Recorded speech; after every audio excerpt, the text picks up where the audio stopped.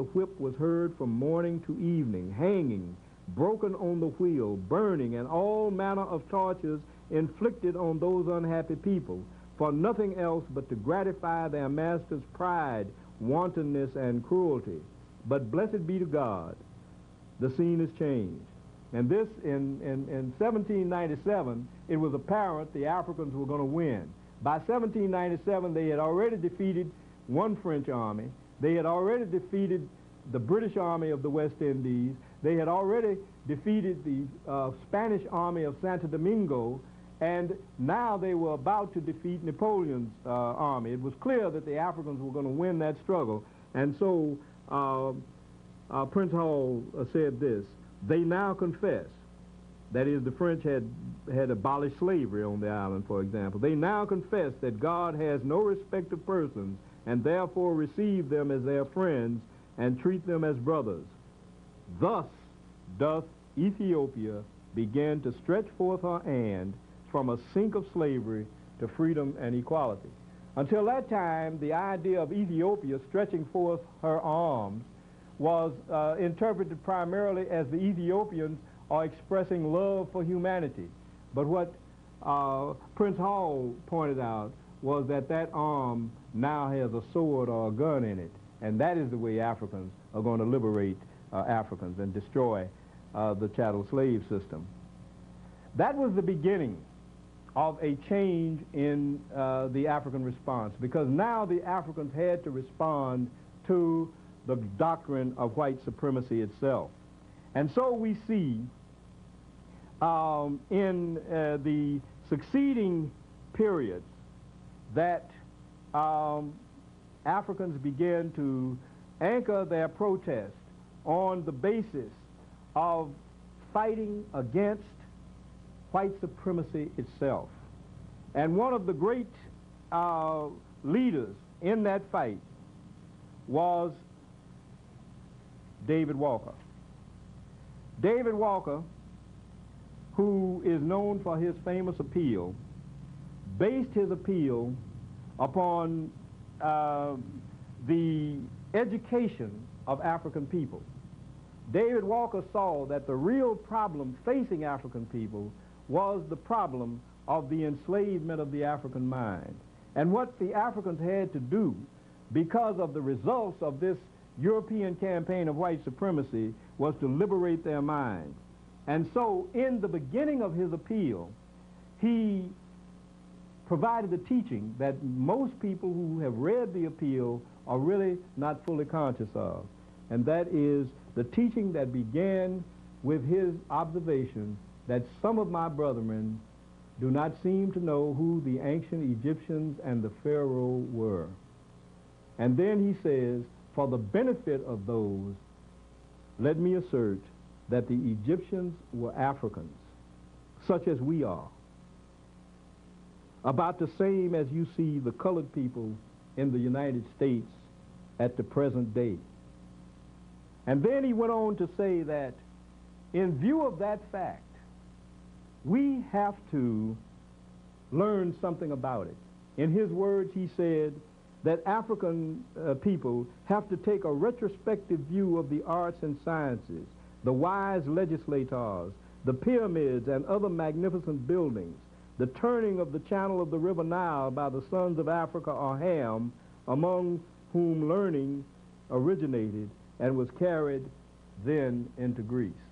In other words, David Walker realized that this phase of the liberation movement had to include the liberation of the African mind from the atrocity of white supremacy.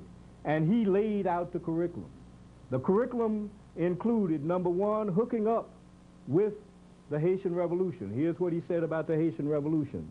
Haiti is the glory of the blacks and the terror of tyrants. One thing which gives me joy is that they are men who would be cut off to a man before they would yield to the combined forces of the whole world.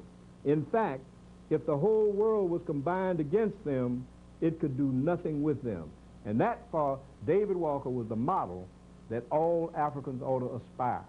If all Africans could be like the Haitians, who had won their freedom on the battlefield using at first nothing but the tools that were at their disposal, and then later taking weapons away from their enemies and conquering that country. If all Africans could do that, then slavery would be over. And so he felt that in order for Africans to understand that they can do that, you must also teach Africans about the real history of the world and the place of Africa in history. And you start with the foundations in classical African civilizations in antiquity. That is the ancient Nile Valley builders. That curriculum that was laid out against the broad American and European curriculum at the beginning of the 19th century was the curriculum that was passed on generation after generation by the courageous nationalist African leaders in this country, in the Caribbean, and finally going to the continent. It's very, very important that we look at the carriers of that tradition. After David Walker, there was Martin Delany, perhaps the greatest thinker in the United States in all times. There was Henry Highland Garnett, one of the most courageous of the African leaders during the pre-Civil War period. There was Edward Wilmot Blyden, an African who was born in the Virgin Islands, who came to the United States as a young man seeking an education, and then finally went to West Africa and became a citizen of Liberia, and spent his time going from black communities in Africa to black communities in London to black communities in the United States to black communities in the Caribbean, trying to convince all Africans to go back home and build a great civilization to destroy the white supremacy regime. And then there was Alexander Crummell, a man who lived also in Liberia, but who spent his time trying to convince Africans that Africans had to nationalize so that they could overcome the disadvantages.